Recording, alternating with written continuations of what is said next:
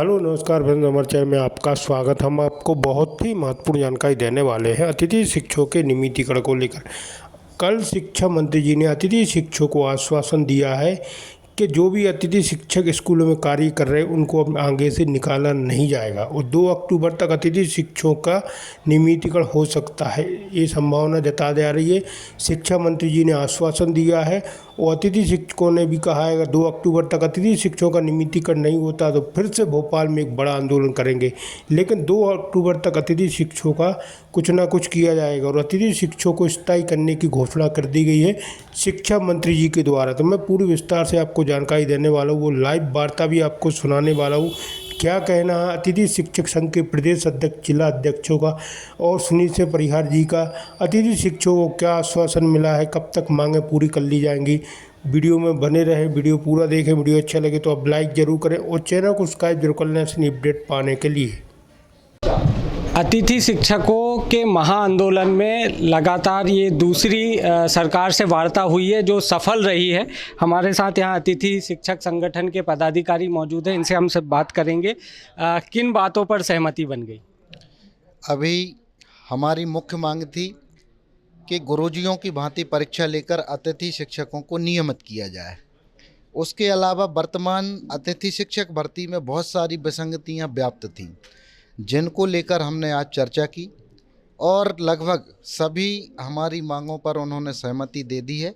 सिर्फ नियमितीकरण की जो नीति है उस पर उन्होंने समय मांगा है और वार्षिक अनुबंध की जगह सरकार ने 10 माह के अनुबंध पर हमको सहमति दी है और जो वर्षों की सेवा के बाद किसी भी कारण से बेरोजगार हो गए थे उन अतिथि शिक्षकों को रिक्त पदों पर प्राथमिकता देकर उनको सेवा का अवसर मिलेगा। और अब जो अतिथि शिक्षक कार्य कर रहे हैं या फिर रिक्त पदों पर जिन अतिथि शिक्षकों की भर्ती होगी वो कभी सेवा से बाहर नहीं होंगे, वो यथावत बने रहेंगे। ऐसा भी कहा जा रहा है कि जिन 8 बिंदुओं की चर्चा हुई, सहमति बनी है, वो महापंचायत में जो घोषणाएं हुई थी उनमें से एक भी वो बिंदु नहीं है। तो फिर मेन लड़ाई तो शायद महापंचायत की घोषणाओं की थी, तो फिर आगे क्या रणनीति?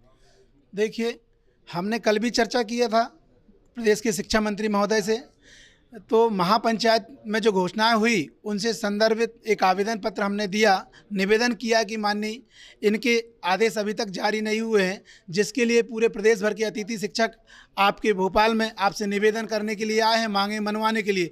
तो उन्होंने कहा कि देखिए, महापंचायत में जो घोषणाएँ हुई आप तो उन घोषणाओं को भूल जाएं, नए सिरे से बात कीजिए।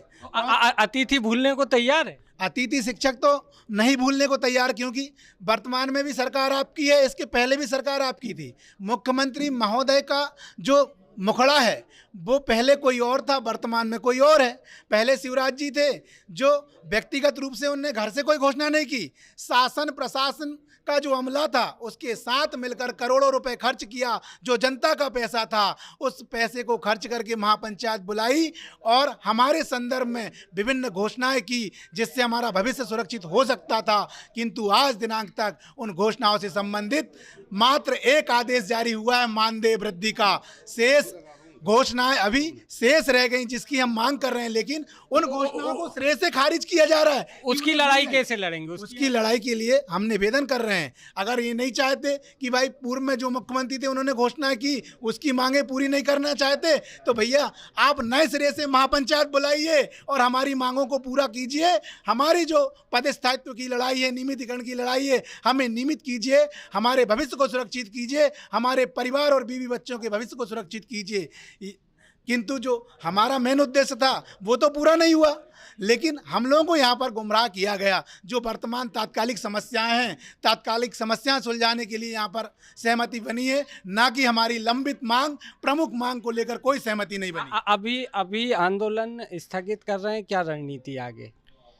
आंदोलन हमारी मुख्य मांग के लिए हमेशा जारी रहेगा और आज जिन बातों पर सहमति बनी है निश्चित रूप से नियमितीकरण की राह में इनका सहयोग हमको मिलेगा, क्योंकि जब हम सिस्टम में रहेंगे तभी हमारा नियमितीकरण संभव हो पाएगा। और अभी जो एक असमंजस की स्थिति होती थी वो स्थिति अब ख़त्म हो जाएगी। ये निश्चित हो जाएगा कि जो व्यक्ति कार्य कर रहा है वो कार्य करता रहेगा। यदि ये जो तात्कालिक मांगे यदि ये पूरी नहीं होती है तो क्या आगे आंदोलन करेंगे? कितना टाइम आपने दिया? 2 अक्टूबर तक, 30 सितंबर तक अगर पूरी नहीं होंगे तो 2 अक्टूबर को हम लोग फिर से भोपाल वापस आएंगे। पहली बात, हमारी नियमितीकरण पूरी ना होने के एक का सबसे बड़ा रीज़न ये है कि वर्तमान में सरकार एक नए मिशन पे काम कर रही है। आपने सुना होगा सीएम राज स्कूल का नाम। सरकार समस्त सरकारी स्कूलों को बंद करके वो केवल 1000 सीएम राज स्कूल चालू करना चाहती है। इसीलिए वो पद ख़त्म कर रहे हैं और वे समझ रहे हैं कि अगर हमको नियमित करती है, वो कहते क्या है, पद नहीं है। 90,000 पद वर्तमान में खाली हैं।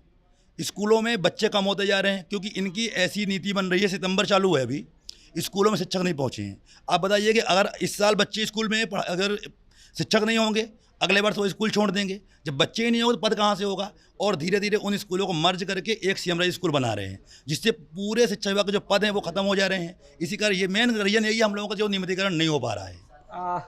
अतिथि शिक्षकों की तात्कालिक मांगों पर सरकार ने सहमति दे दी है और अभी 30 सितंबर तक के लिए आंदोलन स्थगित कर दिया। हालांकि महापंचायत की घोषणाओं को पूरा करवाने के लिए अतिथियों की लड़ाई जारी रहेगी और यदि 30 सितंबर तक ये घोषणाएं पूरी नहीं होती तो 2 अक्टूबर को एक बार फिर प्रदेश भर के अतिथि शिक्षक राजधानी